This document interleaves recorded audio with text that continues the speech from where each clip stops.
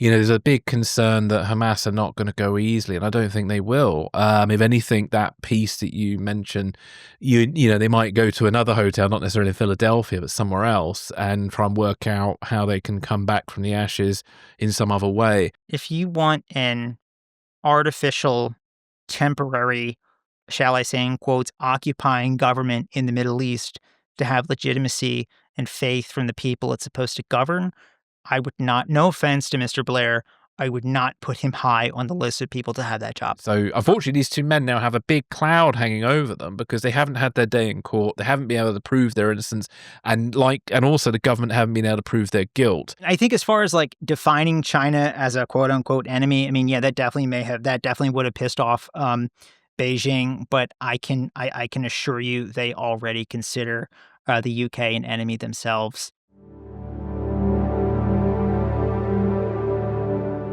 Secrets and Spies presents Espresso Martini with Chris Carr and Matt Fulton.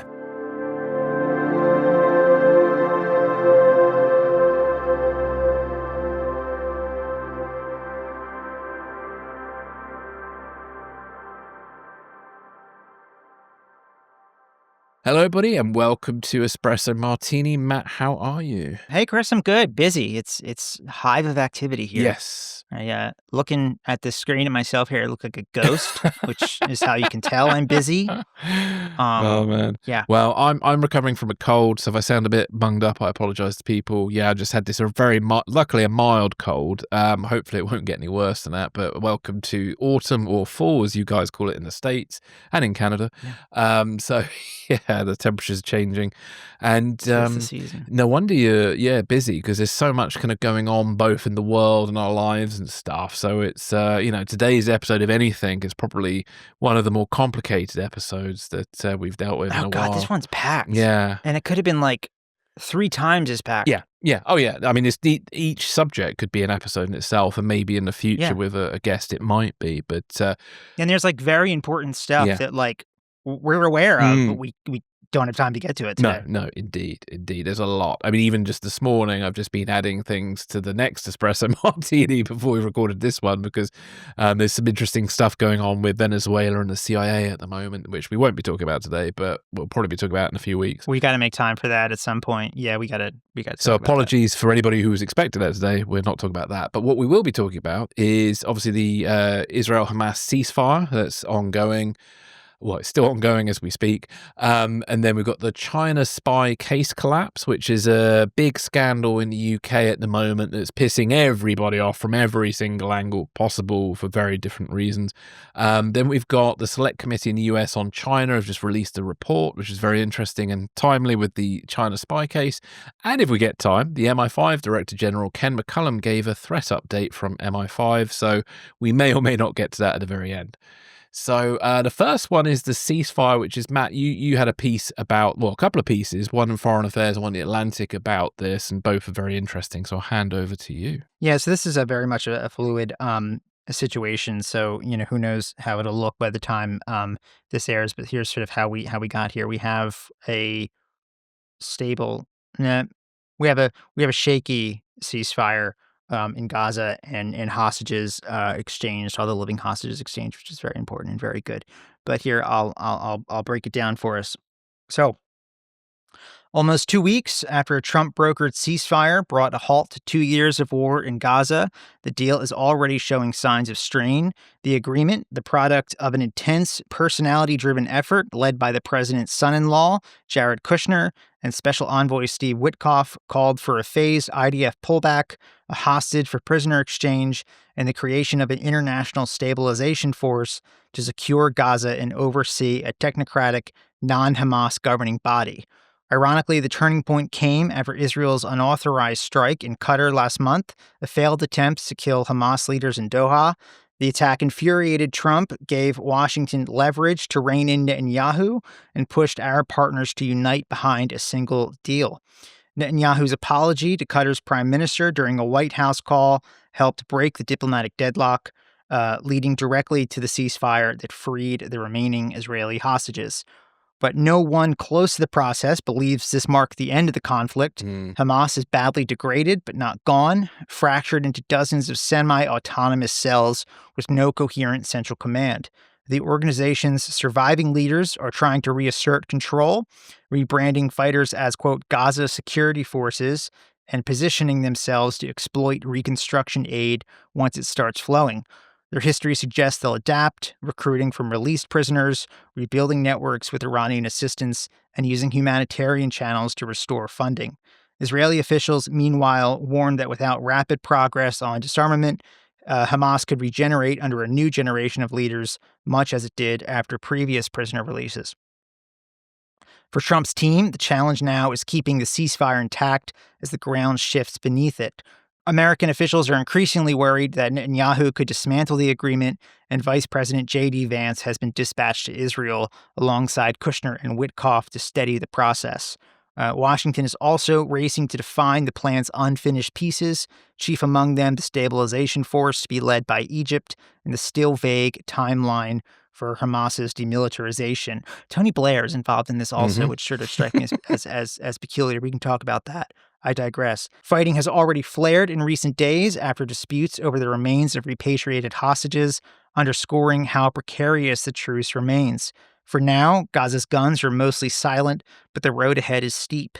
The enclave is in ruins, its political landscape shattered, and any outside coalition that hopes to govern or rebuild it will face the same dilemma that has haunted every previous peace effort: how to fill the vacuum before Hamas and further suffering does.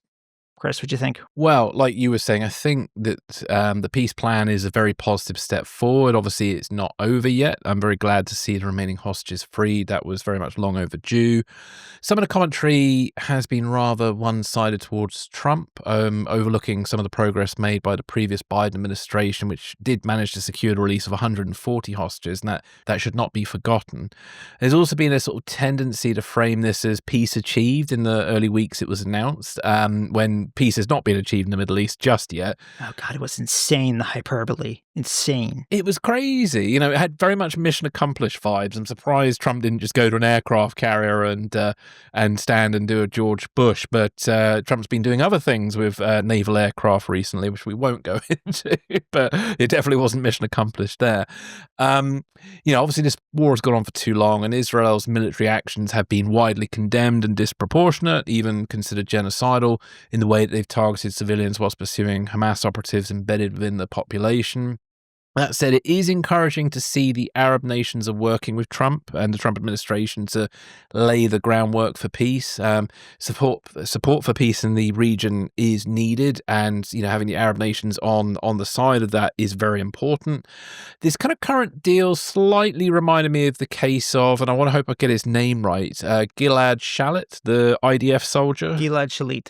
Yeah, Gilad Shalit, the IDF soldier who was captured by Hamas and later released in exchange for a large number of Palestinian prisoners.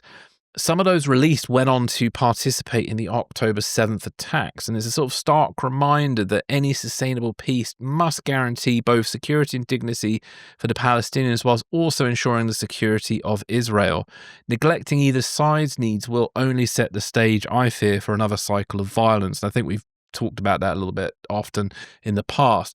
One thing I've noticed for years now, some members of the United Nations have been very dismissive of Israel's security concerns, and obviously with what's been going on with Israel's sort of actions in the last sort of 2 years, those security concerns have kind of taken a massive backseat for a lot of people. And I'm just worried that if that kind of continues, and obviously a lot of nations, members of the United Nations, kind of like to reduce this sort of conflict between Israel and Palestine to David versus Goliath, and they sort of portray the Palestinians and even Hamas sometimes as the underdog, whilst overlooking or minimalizing acts of provocation and violence towards Israel.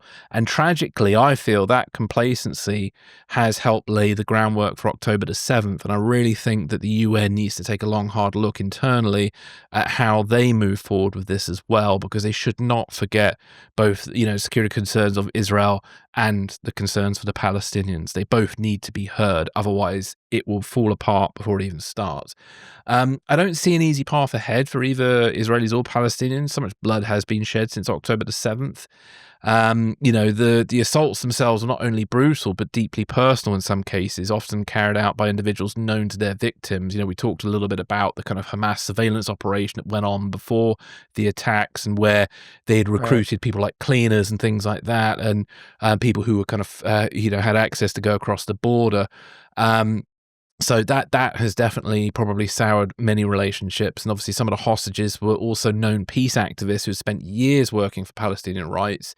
And then, meanwhile in Gaza, countless families have been wiped out. Civilians have been killed in bombings and gunfire from Israeli forces. And I don't know how people on both sides begin to process that grief on both the personal and collective level. It's, to me, a bit beyond comprehension. It's going to probably take a few generations to really get past all that. And I think sometimes there are activists in the West who aren't directly connected to that region, but are going to run the risk of making that pain even worse if they're not careful. Like, there was a guy who was charged in Oxford, I think about a week ago, who was basically saying something on the lines of the Zionists should be killed or some nonsense like that, and his justification was because he was standing up for the Palestinians. That kind of language is not helpful. It doesn't help anybody. If anything, it's probably servicing his ego more than it is helping anybody on the ground. So that's that kind of stuff got to be careful about. Now, you've mentioned a brilliant piece in the Foreign Affairs that looked at sort of how Hamas's leadership in the 90s sort of turned to Iran for help. This is after the Oslo Accords. Do you want to talk a bit about it? Because that's really interesting. Sure, yeah. So this was in the early 90s, right after the Oslo Accords. This is an article by Matthew Levitt in Foreign Affairs, and Matthew Levitt is a longtime think tank guy, expert on the region, on various Iranian proxy groups like Hamas, Hezbollah. Has written a few books on Hezbollah that I have over my shoulder here somewhere. But in this article for Foreign Affairs, he talked about how Hamas was at this sort of crossroads after the Oslo Accords. This sort of armed resistance side of the Palestinian movement was sort of not really in favor. After the Oslo Accords, there was this sort of push to do so peacefully. They looked for sponsors elsewhere, and that's sort of when they kind of fell into Iran's orbit, which is to that point, when Iran sort of became the patron in many ways for the armed wing of the Palestinian resistance. There's a great article there that people should go look at. There was a meeting actually that Hamas had right after the Oslo Accords. It was at a hotel near the Philly airport, which is probably about That's really 10 minutes from where I'm. Yeah, about 10 minutes from where I'm sitting right now, which was kind of interesting. But I think going forward after this, I mean, first of all, to go back to the sort of hyperbole that we saw right after this deal was sort of announced and in its final phases. I mean, it's a genuine win that the 20 living hostages that were left in Gaza have been released and have been exchanged. There are, I believe, as of this recording, I think 4 remains of 14 hostages that are believed to be still in Gaza that negotiating through Hamas and everything, they're trying to repatriate those remains back to Israel. I know there are also Israeli troops searching in Gaza, like with bulldozers, trying to find those remains. So that's still unsolved. But just the hyperbole of taking what is, a genuine win and a victory and a real good that the nightmare that these people have endured for 2 years now, these hostages, that is over and we got them out and that's resolved. That's a genuine win. But the hyperbole of trying to frame it as one, an end to this war in particular, which I think is too early to say that. It could be. Let's hope There's so. a lot of reasons. Let's hope so. And it could be if it holds and progress is built on this. It's a very heavy lift. I think if I had to predict, I think it's a new phase. I think we're probably in the beginning of the end, I would guess, but I think there are clear incentives on either side, be that Bibi Netanyahu and the sort of faction of far-right ministers and his coalition that want to sort of keep this going and press annexations into the West Bank and everything for a number of reasons, right? They have their incentives to keep it going. At the same point, Hamas, to the extent of their factions that are still armed and active in the Strip, they have incentives to keep it going to an extent. And there's also, just the what comes after this, getting some sort of a stabilization force in Gaza, some sort of a hopefully largely Arab-led security force without Hamas's presence, of course. Very important, very heavy lift. I think there's just a million things that could go wrong in the meantime. Yeah, I mean, there's been reports over the last weekend, obviously, of Hamas crackdowns at the moment. I mean, there's a big concern that Hamas are not going to go easily, and I don't think they will. If anything, that piece that you mentioned, they might go to another hotel, not necessarily in Philadelphia, but somewhere else, and try and work out how they can come back from the ashes in some other way. One thing I find really interesting about the kind of the 1990s period with regard to Hamas, a lot of kind of terrorist groups ended up coming to the peace table in the 90s, and it kind of coincided coincidentally with the collapse of the Soviet Union. And I do wonder if there was some money that had just disappeared that may have forced some people at that time to the peace table. One sponsor and the beginning of another. Exactly. Which, during the Cold War, of course, the Palestinian resistance movement was largely secular. And sort of kind of leftist Soviet somewhat aligned. And it was in the 90s, of course, as you said, when the Iranians came in and it became, essentially a Iranian power projection outfit. They hijacked that movement. I think if there's a few things that I would be watching for going forward, first would be the opening of the Rafah crossing, which is the border crossing between the southern Gaza Strip and into Egypt. The opening of that border crossing and the daily aid truck volumes. Right now, it's still shut and I think is slated to remain shut indefinitely. If those numbers of aid trucks and what they carry coming into Gaza, that'll be a real litmus test, I think, for how serious the post-war construction phase is, and if we could sort of consider ourselves in a post-war phase. Second, I would look for is sort of a clear demarcation and an Israeli pullback to what they're calling like the yellow line, which is not a full Israeli withdrawal from Gaza, but this is sort of, it's a yellow line on a map that it's sort of pulling out of Gaza City proper and more to the outskirts of Gaza. If we see that, I think we'll see, an entrenchment of Israeli positions some places in Gaza, if not a full withdrawal, but at least if they're pulling back to those lines and staying there, that's positive. Of course, all the remaining remains of hostages repatriated, that's something I'll be looking for going forward.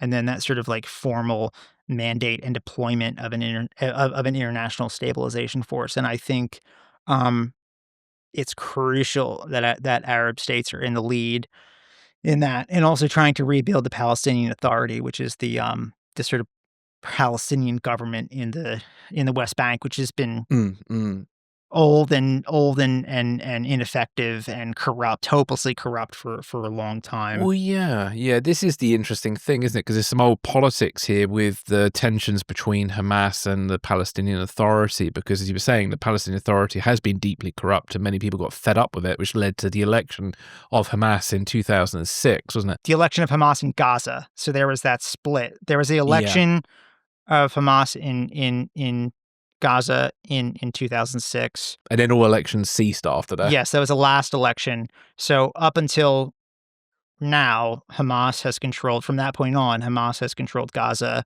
The Palestinian Authority, led by Fatah, which is Yasser Arafat's old party, they've controlled the West Bank. Yeah. And I think with regards to the kind of Arab coalition, because I think it is vital, but I think also there needs to be a certain robustness to it, because there are going to be provocateurs who are going to try and disrupt this, as we've already had with October the 7th, because that kind of totally disrupted the Abraham Accords that were kind of playing out at that time. Right. And I've mentioned it already, Mr. Russia Hawk here. Has Russia's relationship with Hamas been factored into this peace plan? Because Russia's the great disruptor, as are Iran, and I'm sure those two are not going to be too happy with a peace plan that doesn't somehow fit into their interests as well. And I think that any Arab coalition needs to be very much aware of that and needs to be factoring that in for when inevitably some things are going to kick off somewhere. Somebody somewhere is going to try and provoke this to fall apart in some way. And that's the worry I have. To that point, if you want to prevent that from happening, or at least lower the likelihood that it will happen, which I think is why that stabilization force has to be largely Arab driven and have that real kind of legitimacy behind it. So Tony Blair is involved in standing up that stabilization force, and the Trump administration has said that he would be involved in some sort of leadership role in there. I don't really know why. I mean, to me,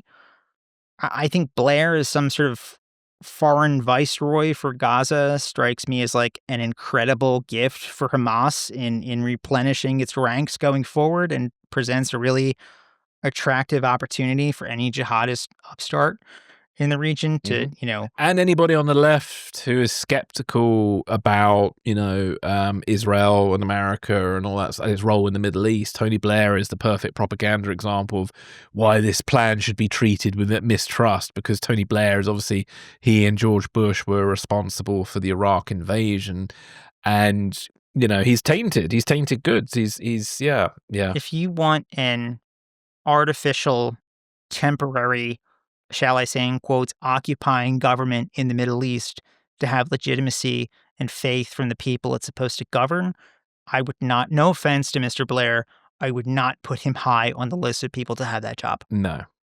I mean, yeah, yeah. The other big factor here is the Israeli domestic political situation, which can throw a lot of sand in the gears here. So Netanyahu is simultaneously facing a domestic criminal case for bribery, fraud, and breach of trust. He has an arrest warrant out from the International Criminal Court for Israel's conduct during the war in Gaza. So his domestic trial, Bibi's domestic trial, began in 2020 and is still far from reaching any sort of a conclusion. Since October 7th, it's been repeatedly delayed for security and diplomatic reasons. For example, a Jerusalem district court recently canceled scheduled testimonies because the prime minister's office cited urgent meetings, and I believe that was over airstrikes in Syria.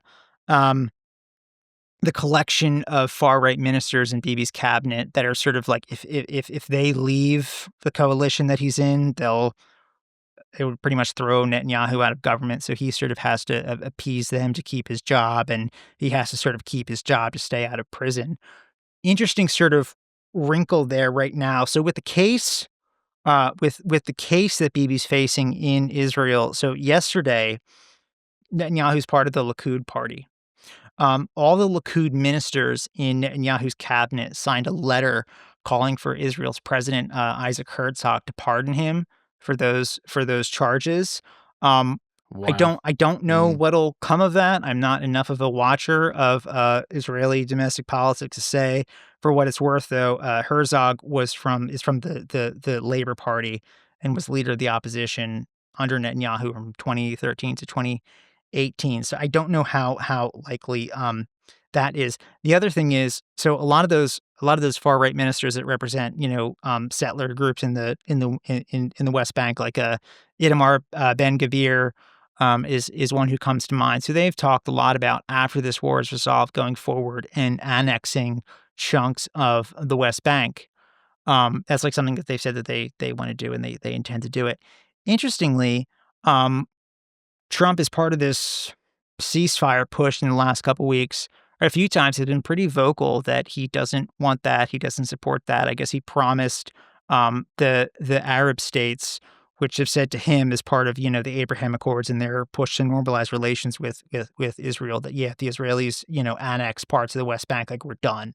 Trump has said very forcefully that he's not in favor of that. With him, that could change at any time for any reason. Maybe it won't, maybe it will. It's impossible to predict with him. But I find that interesting that so far, right now anyway, Trump's laid that sort of very bright red line, no annexation of the West Bank. I don't know if that'll hold, but I know there's a lot of people in the Israeli far right who are not happy about that right now. Interestingly, about Trump, one observation I've noticed is that he is respected by Middle Eastern leaders, and he respects Middle Eastern leaders to some extent in return as well. Yes. So maybe, I don't know. I mean, I don't know which relationship he'll hold more important, but yeah, he might well hold the line on that. I don't know. Who knows? Who knows? It could be like the tariffs. Can I be cynical for a second? Yeah, please. There's a lot more money for him in the Gulf. Yes. Oh yeah. Yeah. Oh yeah. So it's this is the thing. This is the other thing as well. This is where Israel has to be careful. I think we talked about this before as well. I've certainly banged on about this. Israel is very reliant on American and European support. I'm not the first person to say that. And I think what their actions in the last 2 years has very much damaged that for the future. And so I hope for Israel's sake that they do improve relationships with their Arab neighbors, because if they don't, they could find in maybe 15, 20 years' time that, the future political leaders of America and Britain and Europe may not like Israel that much anymore. They would be alone. Yeah. And that very much is a real possibility. I think this war has done a lot of long-term damage that we will see down the line. And obviously there will be people who will attempt to exploit that for various reasons, whether it be Hamas, whether it be Iran, whether it be, I don't know, the far leftists, far rightists, somebody, people will exploit it for various reasons. And I think Israel needs to be very careful, and nobody needs to rest on their laurels about this. So Israel should be focusing on making a lot of friends, I think. It's going to take generations to rebuild what happened over the last 2 years. Yeah, especially, I mean, God, as I was saying earlier, like, how on earth do Palestinian relations move forward from this? Because there's been so much blood, so much mistrust, so much everything ramped up 100%. How do you get past that? It makes the, the Ireland-Britain relationship look kind of very tame in comparison. Yeah. And even that's still problematic today. So yeah, they managed to get past it. Yeah, they live near each other but separate, and they kind of do their own thing, and they put the past in the past. I'm not saying that's necessarily possible for Israel and Palestine, but there were certainly times in the 70s where that reality today seemed impossible, right? Oh, yeah. Again, the 90s. I mean, that was a very interesting time, and certainly opened up a lot of doors for peace and things. So, yeah. So I don't know. I hope the peacemakers are doing everything they can to make that a reality. That's my biggest wish going forward. And I think we've got to be really careful over here with some of the commentary for people who maybe mean well, but are taking things into very stupid places. Like I said earlier about that guy in Oxford who kind of got into hate speech and started saying death to Zionists or something of that equivalent, which is unacceptable. That's not the language of peace. That is not helpful in any way, shape or form. Nor would the counter to that be either, where I've seen, far right Israelis or, people who support Israel who have said derogatory things about Palestinians as well. Neither of that is helpful. Yeah. Sitting here today, I think this is probably the beginning of the end of the war that began on October 7th, but it's not over yet. No. And when it is over, it definitely won't be the end of the Israeli-Palestinian conflict. No. Well, isn't there a Nobel Prize for next year? So you never know. That might motivate things between now and then. We'll see. There's always next year in Oslo, as they say. Yeah. Because some of the ramped up commentary felt a bit like the kid handing in their homework a bit late to the nominations for the Nobel Peace Prize. But yeah, it's just what are you going to do? Let's take a break and be right back with more.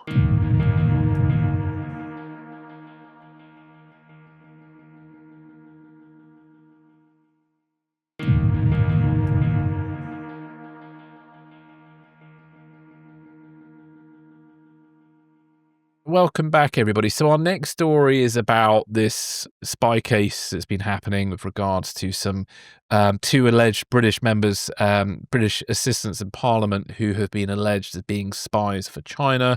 It's been ongoing for some time. We've talked about this in the past, and we were awaiting this big spy trial, and then suddenly it just collapsed, and it has pissed a lot of people off. So it's very much the talk of the town at the moment. So I'm just going to pull from The Guardian. But Matt, you had something to say before I did that? Yeah. I was going to say, the government over there is very skilled at just pissing everyone off. It's like a superpower. It is. I know the Labour government at the moment are so good at pissing everybody off. If you could somehow, it's like the opposite of the Midas touch, which sometimes I feel I possess sometimes. But you can find a way to swing that around. It'll be good. But anyway. It's impressive. It is deeply impressive. So, so I'm going to take some reporting from The Guardian here, and then it'll be, interlaced with some bits from the BBC as well. But this is the main overview of this spy case. So, the long-awaited UK spy trial against Christopher Cash, a former parliamentary aide, and Christopher Berry, his associate, accused of passing sensitive political information to China, was abruptly abandoned when the Crown Prosecution Service announced that the evidential standard was no longer met. Both men, who denied wrongdoing, were cleared after 2.5 years under investigation. Prosecutors had claimed that Berry wrote at least 34 reports for a person described as a Chinese intelligence agent, some containing information sourced from Christopher Cash, which was allegedly then passed to members of the Chinese Politburo. The CPS, the Crown Prosecution Service, said that the material could have been prejudicial to the interests of the United Kingdom. Both defendants maintained that the shared information was open-source political commentary and harmless. Cash, 30, was a Mandarin-speaking parliamentary researcher who had worked for various MPs, and two of them were Tom Tugendhat and Alicia Kearns on China policy. He was part of the China Research Group, which promoted tougher scrutiny of Beijing. Kearns said he was trusted and had no access to classified material, describing him as critical of the Chinese Communist Party despite his admiration for Chinese culture. So there is a bit of a distinction there. The case was expected to test the UK's strained relationship with China and raise questions about how espionage is defined under the 1911 Official Secrets Act, which required proof that China was an enemy. Observers like Luke de Pulford suggest that this could have been a politically awkward argument, particularly as the UK government under Labour seeks to stabilise relations with Beijing. The decision to drop the trial drew frustrations from MPs and ministers, including Security Minister Dan Jarvis, who called it extremely disappointing. Alicia Kearns, a key witness, expressed anger at the CPS that the CPS did not test the evidence before a jury, saying that something is very amiss. Downing Street insists the decision was independent of government influence. Both defendants have said their lives were devastated by the accusations. Berry's lawyer describes his client as just trying to pick up the pieces, while Cash said the ordeal has destroyed his life and the career he loved.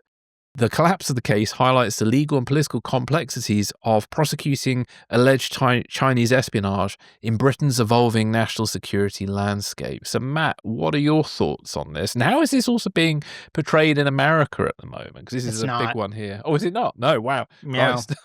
That's why I was like, we should talk about it. Yeah. I don't take it personally. We got our own stuff. No, it just doesn't really break through here. I mean, so disclaimer, I'm not sitting here with a little powdered wig on and a black robe, right? No. So that Neither aside, of us are. Yeah. So is the issue here in terms of how it was charged under the me just trying to understand this here is the issue here with the case how it was charged under the Official Secrets Act, which the statute is written to say that the information that these gentlemen allegedly would have passed on would have to be, quote, useful to an enemy. They've said this because there was an earlier case that set a precedent for spying cases, and I'm assuming it's one of the Russian spy trials that have been going on, because we've had 3 in the last year. And so what tends to happen, obviously, with legal cases, there's sometimes something will happen in a case before that changes the legal landscape after the fact. And so it kind of looks like the Crown Prosecution Service are kind of using a technicality and are basically saying that, you know, you would have to set that China's the enemy to say under national security grounds the information they shared was, you know, of concern. So that seems to be what I've seen. I mean, you know, I could be wrong here, but that's what it looks like the Crown Prosecution Service are arguing. Now, they also, interestingly, did say there was sufficient evidence when charges were originally brought against the 2 men in April 2024, but because of the precedent set by another spying case earlier this year, meant China would need to be labeled as a threat to national security at the time of the alleged offenses. So that's the kind of wording of it. Well, yeah. I think also, okay, so there's issues with the word useful and the word enemy as far as the Official Secrets Act is written, right? So useful was alleged that they handed over like Westminster gossip, right? Yeah. So whether that's useful is pretty objective, and I think a defense attorney could poke a million holes in that. And then there's the issue of, did you give it over to an enemy, which if the Crown Prosecution Service was to allege that and push that in the case, the government would have to stand up in court and say China is an enemy. China's an enemy. Yeah, which politically, especially as China's a big economic power and important to trade, I think that's a bit Different of a from problem. a national security concern. Yeah, and I think they should change that wording to foreign power, because obviously, if I think I was saying to you off air, if I were, let's say I was accused for spying for Italy or Germany or something, right? And I don't know, pass some information that might be useful to Italy or Germany. They're not our enemy, but they are a foreign country. And any information I share, let's say it was highly classified information, is illegal. But obviously they didn't share classified information. So this is probably where it's become more murky, because had they shared some like secret document that was top secret, then maybe the case might have been more clear cut. But from what we have seen and of what has been said in all the public commentary, is the Christopher Cash and Berry claim that the information they shared was information that was in the public domain.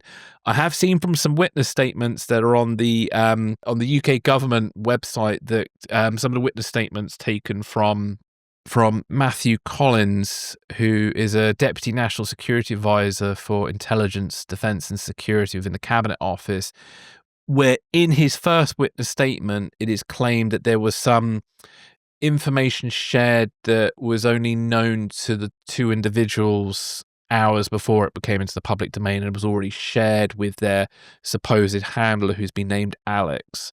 But obviously, again, a defense attorney might well be able to sort of counter that with something kind of more innocent. So it's, from our point of view, it's difficult to say either way, but that's what the witness statement says, and you've got it on, and it was read out in Parliament just the other day during Prime Minister's question time, about why the Prime Minister being grilled about this case, because obviously at the moment there's a feeling of a cover-up of some sort for economic interests, and there's an accusation that the Labour government has somehow turned a screw somewhere at the Crown Prosecution Service and got this case quashed. And I have no idea if that's true or not. From the letter of the law, the Office of Government is different from the Prosecution Service, so that shouldn't be possible. Whether it did happen or not, I have no idea. I can't say, but it's supposed to be unlikely. Here's a question. So some of the other cases, spy cases that have been tried in the UK recently, like let's say that Bulgarian spy ring. All connected to Russia. A while ago. Do you know if those cases were charged under the Official Secrets Act, and if as part of those trials, the government had to allege that Russia was an enemy? I don't know the answers to that, I'm afraid. Which politically much easier than saying that than about China. Yeah. However, I'm just curious for the precedent there. Yeah, considering the bit I read out earlier from the Crown Prosecution Service, I don't know of any other cases this year that have gone on that could have led to setting the precedent for having to name the country an enemy. So I can only assume that one of these Russia spy cases, Russia has been named an enemy state in court. I can only assume that. Please, if anybody's listening who knows better than I do, and certainly we will be looking into the Bulgarian spy ring in a few weeks' time. But that's one to ask about. It is definitely one to ask about. It's very interesting, but obviously something has happened in court that has led to because spy cases are notoriously difficult to prosecute because usually, like with the FBI, when they're investigating American ones, they usually like to catch the alleged person in the act of handing over a document, usually to a dead drop. So like with Hansen, and various others, they've usually been caught like either picking up money from a dead drop and dropping off information. That's usually because then it's very difficult for the defense to argue that they didn't do it. And with this case, I'm not aware of anything quite as solid as that being in play. So, unfortunately, these two men now have a big cloud hanging over them because they haven't had their day in court. They haven't been able to prove their innocence, and also the government haven't been able to prove their guilt. And so there's this sort of just big cloud now left, which we can talk about very carefully, but we've got to be, there's only so much we can say about it because of, libel laws, etc. So. If I'm in the Crown Prosecution Service, and again, not an attorney or a barrister or however you would call it over there at all, but if I'm in the Crown Prosecution Service and I'm looking at this and, okay, the information that they're alleged to give over is not like, super top secret code word, Trident computer system type stuff, like, Five Eyes, I don't know, stuff at Menwith Hill, like really, really sensitive stuff, right? Okay. Stuff like that wasn't alleged to have been handed over, a serious national security risk. Okay. So there's that. No. The way the statute is written that they're charged under with the Official Secrets Act, useful to an enemy. Okay, it's not a slam dunk case that I have here. That's a concern. Prosecuting that case, that's not a serious national security threat here. That is not a guaranteed win. That would require the government to call China an enemy in open court. Is it a battle you want to fight? I'm not saying that they did the right thing. I don't really have a dog in this. I'm just trying to look at this objectively and all the pieces and pick what do you want to do here? I think if they had a slam dunk, this probably wouldn't have happened. I think somewhere in this pipeline, they have analyzed all the data and feel either the case is shaky or the information they shared was not really severe enough to be useful. Because to me, it looked like background commentary on MPs. From what I've seen again from these witness statements, the information shared is sort of commentary about certain MPs in certain positions of power within the Conservative government at that time. And obviously that information can be useful to China because then they can figure out how to potentially angle an argument in a way that MP might be receptive to, or they could also, if they know they're dealing with a China hawk, then they can kind of react accordingly as well. And I think that's the kind of information that looks like has been allegedly shared that is on this Crown Prosecution Service website that we are being able to look at the moment. But so there's also the 2023 National Security Act, which is new, of course, it being from 2023, that replaces the enemy test with a foreign power. So rather than saying that this country is an enemy, a foreign power, which is a lot more politically palatable. Like, for instance, there are quite a few people here who went to prison for spying for Israel. Yeah, exactly. So why I don't understand the legal system well enough to understand why that definition wasn't the one they needed to use, why it had to be the earlier definition of being an enemy. I don't understand why that's happened. And obviously somebody somewhere who's better paid than I am has made this decision based on something. And it just seems a bit odd, doesn't it? But again, as we're saying, the bigger geopolitical picture for Britain and British-Chinese relations, because we've also got this there's another thing going on at the moment as well that you may or may not know about.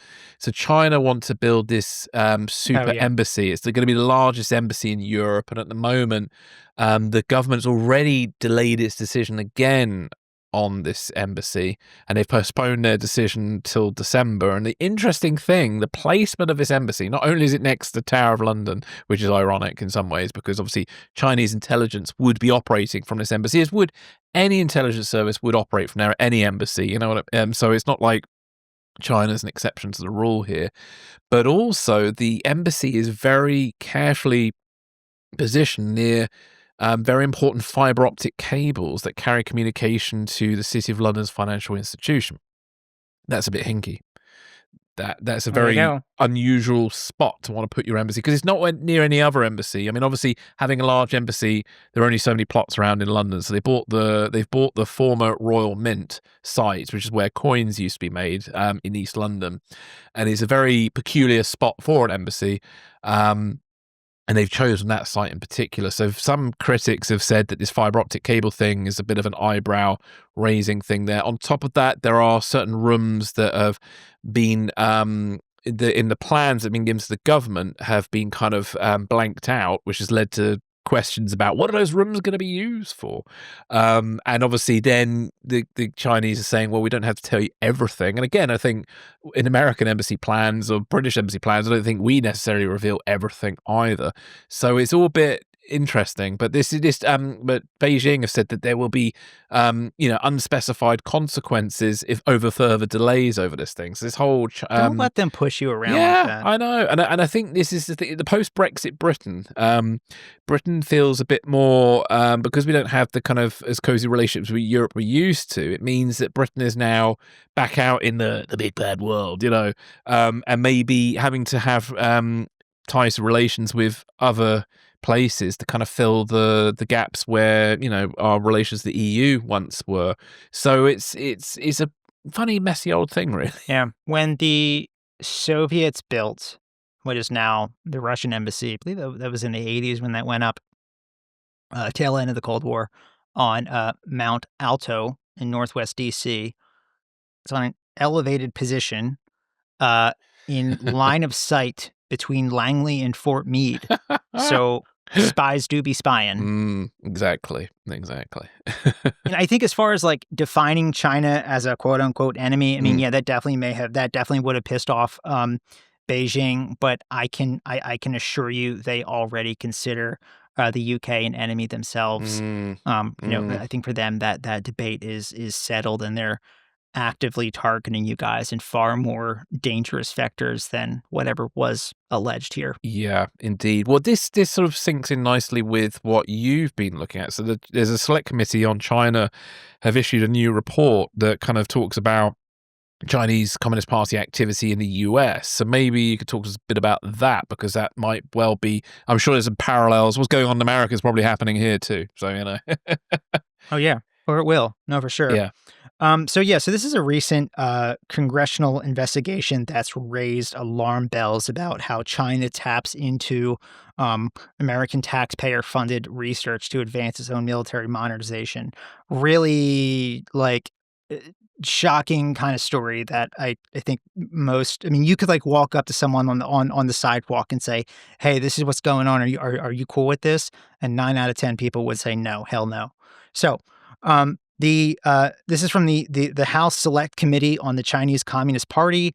It's a bipartisan group and a rare corner of Congress that still shows up to work and functions.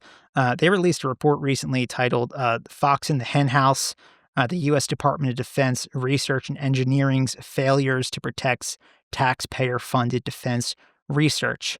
And it paints a striking picture. So here's one example. Between June 2023 and June 2025, roughly 1,400 academic papers acknowledged DoD funding while also involving Chinese partners. That's including over 700 collaborations with institutions directly tied to China's defense research and industrial base. So these are Department of Defense funds that are being awarded to U.S. academic institutions that then partner with Chinese institutions, Chinese researchers, right?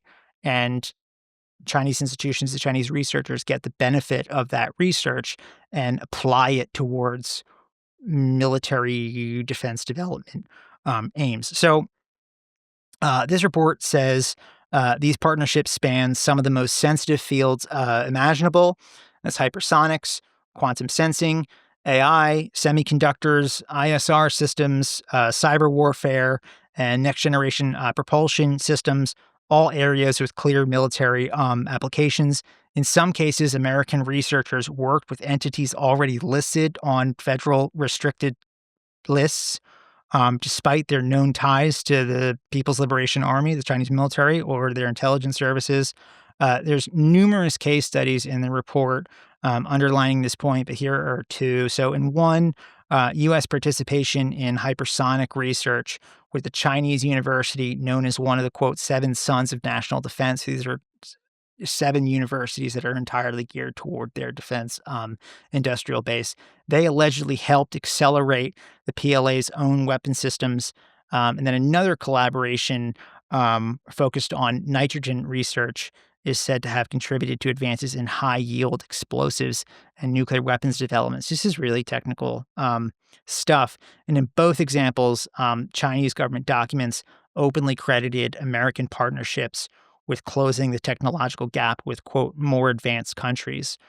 So the report says these lapses stem from deep structural failings inside the Office of the Undersecretary of Defense for Research and Engineering, which oversees a patchwork of inconsistent vetting, weak enforcement, and almost no award monitoring. It's sort of a gap in the org chart that no one's sort of responsible to enforce this stuff.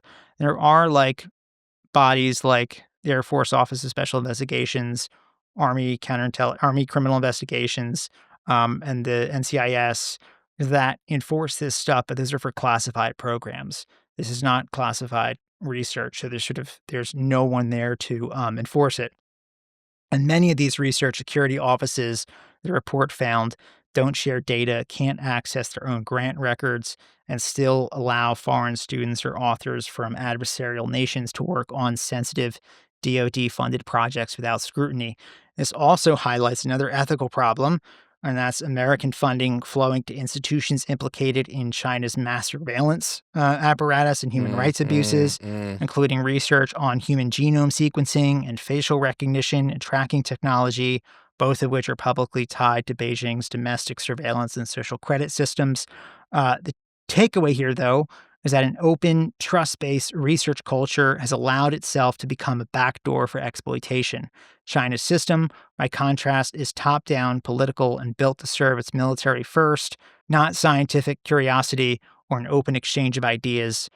So we're paying, U.S. taxpayers, American taxpayers, are paying to develop weapons and technology specifically meant to one day kill U.S. troops in the Pacific and here at home. That's one of the things I said, if you went up to people on the sidewalk, 9 out of 10 people would say absolutely not, no.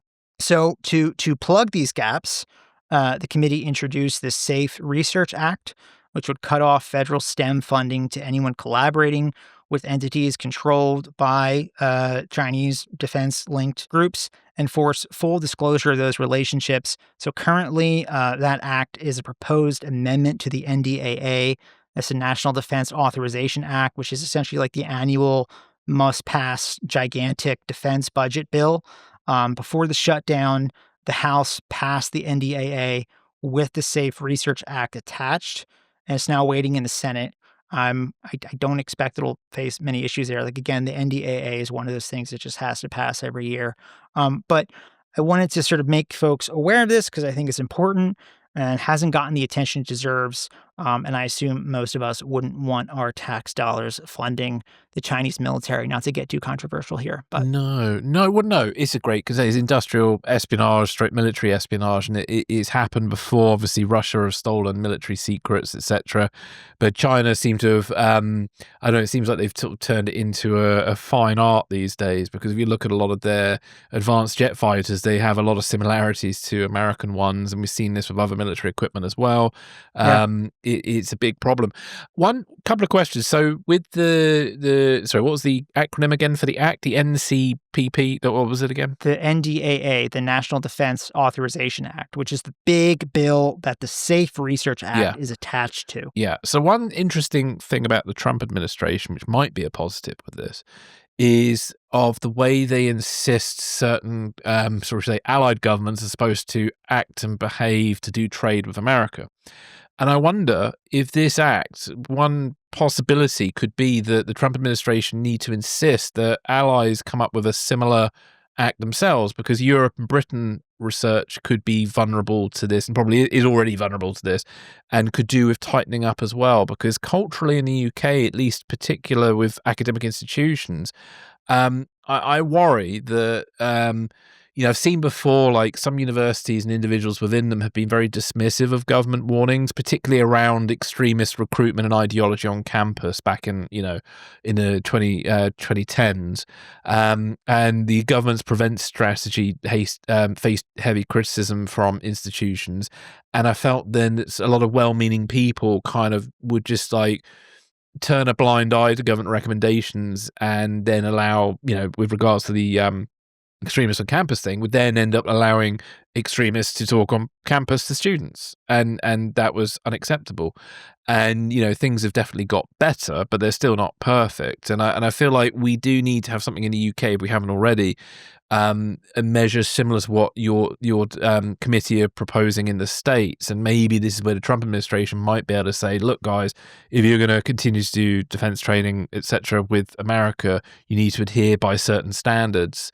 And I see there's a potential there. Yeah. I mean, I think Europe, especially the UK and Germany, need to strengthen their research and development protections as well, especially as the whole European defense sector ramps up under, these new pressures from Russia and the ability to respond to that. Yeah, it's a lot of espionage waiting to happen right there. Yeah, China's gonna jump in and do the exact same thing with you guys if they haven't already. Yeah. I think, as far as like the sort of unrestricted open science advocates, and there is a lot of merit to that. I mean, it's true. Yeah, science knows no borders, right? It's just physics, it's biology, it's chemistry, it's just how it works, right? I think they would argue that co-authoring a paper with a Chinese researcher is inherently harmless, right? So their logic is, science knows no borders, and if the findings are published in a journal for anyone to read, what's the risk, right? Like this information is going to get out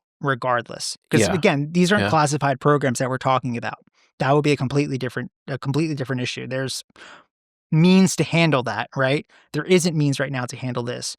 So I think the difference though here is it lies in what sort of never makes it into print. So it's that active collaboration that can expose Chinese defense-linked scientists to like the know-how, the data, and like the experimental methods that give shape to a project before it gets published. And it's that kind of access that can be far more valuable to China's military modernization than whatever's in a final paper. So here's an example from their report. So a 2025 Office of Naval Research funded study on swarm mission planning, right? So the mission plans for like drone swarms, the kind that we've seen Ukraine use in Russia to great effect against their strategic bombers. One of these studies is co-authored by the University of Texas at Austin, I believe it was, and one of China's 7 sons of national defense universities. That collaboration didn't just share results with potential military applications. It opened sort of a new window into like the research process itself. And, history is also full of examples of how open science can shape military innovation. So here's a story for you. In 1962, a Soviet physicist named Pyotr Ufimtsev is working at the Moscow Institute for Radio Engineering, published a dense mathematical paper called, ready for this, Method of Edge Waves in the Physical Theory of Diffraction. You can keep that one on your nightstand just in case. So it was a purely theoretical study on how radar waves scatter off an aircraft's surface, right? Sort of like the underpinnings of stealth. Yeah. Okay. It was a purely theoretical study on how radar waves scatter off an aircraft's surface, not classified, just sort of fundamental research, right? Just this is just science and this is just how it is. So the Air Force translated that paper into English, and years later, a stealth engineer at Lockheed Skunk Works, Dennis Overholzer, Mm. stumbled across it. And Femsted's equations in that paper directly resulted in Overholzer's breakthrough that led to Skunk Works Have Blue, which was the very much classified technology demonstrator for the F-117. So the world's first stealth fighter was born in a Soviet scientific journal. Now, picture a different version of that story, and instead of just reading Femsted's paper by chance, imagine if the Soviets had actually funded Overholzer's partnership with that Moscow Institute on radar signature reduction. So how much sooner and how much easier would it have been for Lockheed to get the F-117 into the air? And I think that's the dynamic this report is warning about. It's not about, banning science or shutting down research. It's about recognizing that sort of direct collaboration on even fundamental research work can hand an adversary the sort of practical know-how that they'd otherwise spend years trying to discover on their own or reverse engineer. And this is a lot of stuff that, China's very open about this stuff, what they're planning to do and how they plan to do it, especially in Mandarin. So they'll in a lot of the text and stuff around these programs, these projects and stuff that they're involved in, anything that's in English will totally sanitize any kind of defense-linked military application to this scientific research, this work at all. If you look at the same stuff about it that's in Mandarin, that's all pointing inward, right? They're very clear about what it's being used for and what the intent is. But unless you speak Mandarin, you don't get that. Which a lot of people don't. A lot of people don't. I don't. Yeah. But yeah. So I do menu Mandarin maybe, but but that's about it. So yeah. Well, thank you very much. Is there anything else you'd like to add, or are you happy with all that?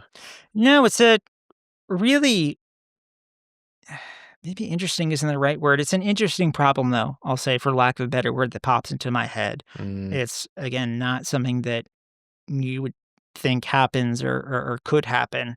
And again, it's not being done, at least on the U.S. side, in terms of these researchers and scientists and in these academic institutions. It's not something that's being done out of a place of being malicious or something or unpatriotic, right? Like, these people aren't like Robert Hansen or Aldrich Ames or something like that. That's not what's being alleged at all. I think it's just a lack of imagination about what the threat is and the extent of the threat and how big our own attack surfaces are, right? And it's a problem that has been identified, but there is yet no one who's clearly defined that, like, okay, this is your problem. You gotta handle it, right? So like the people at the Pentagon who oversee this funding and stuff, they don't necessarily have the remit or the personnel or the authorization to sort of like really crack down and enforce it. They should, but it's not in the letter of the law saying that they have to if it was a classified program. But that's what this Safe Research Act would correct. Yeah. Well, there'll be links to this in the show notes, won't there? So people can have a proper read of this and, digest it. And feel free, if anybody wants to ping in questions or whatever, we can always, in the, down the line, do our best to answer any questions you may have.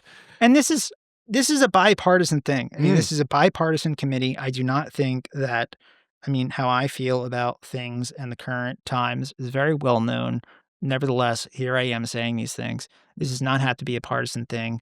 And this is, like I said, a corner of Congress that works. So let's embrace that. Yeah, well, that should be applauded. Yeah, it should be applauded. This is it. When it comes to things like national security and stuff, one hopes it isn't partisan. And, this committee is a good example of people from both sides of the aisle working together. So it should be celebrated. So yeah, important work they're doing. So thank you very much for all that, Matt. And well, that's today. I don't think we're going to get to MI5 today, but it's been a very jam-packed episode today. A lot of interesting stuff about China to think about, and we've got definitely some interviews lined up in the near future that will be looking at different aspects with regards to America, China, and China and the West over the months ahead. So stay tuned. Yeah. A lot about China we got coming up. Yeah, exactly. There's a lot to discuss there. So that'll keep the Chinese trolls employed, I guess. So certainly on YouTube it will. Give the Russians one a break. Oh, yeah. The poor Russian trolls. Oh, well, I'm sure we'll find some content for them too. But there we go. Cool. Well, Matt, thank you very much for your time. Any exciting happening over the next few days for you? Or? I've been working my ass off on the novels. That's the hive of activity that's been going on here. I've been cooking. Nice. And it's one of those situations where like either the two halves of my brain are never really in agreement on terms of like, okay, let's cook now. It's more just like one side is like, okay, we're going to do this now. And then the other half has to, get on board and not miss the moment. So that's sort of what I'm in. Yeah, the artist dilemma, isn't it? It's full of conflicting ideas and things about stuff. So it's always quite hard to navigate that. The actual simple act of writing is probably the hardest thing. Sitting down and getting it out there. And then being happy with it as well. That's the other problem. Well, that's a big problem. And then doing 5 of them at once. I'm not actively writing 5 at once, but I'm planning 5 at once. It's all sort of the same stew, and that gets very large attack surfaces. That's what this is. Nice. Well, while you're doing that, I'm away next week doing testing my spy skills, I guess, to Spy Q. So that'll be fun. And I'm going to be shooting some video there. So I guess maybe in the next Espresso Martini, I'll be reporting back on that. I haven't figured out the format of how I'm going to report back on Spy Q just yet, but I'll figure that out and share it with you guys. I'll take some snaps and stuff when allowed. But I'll be taking some video there. Pretty bit like the John le Carre exhibition. I'll probably do a little highlights video and then we can quickly talk about it and stuff. So that'd be great. Yeah, cool. Well, Matt, thanks again, and I will catch you on the next one. Take care, and thank you everybody for listening and watching. Take care, look after yourselves, and have a good weekend, and don't get a cold. See you later. Bye. Bye.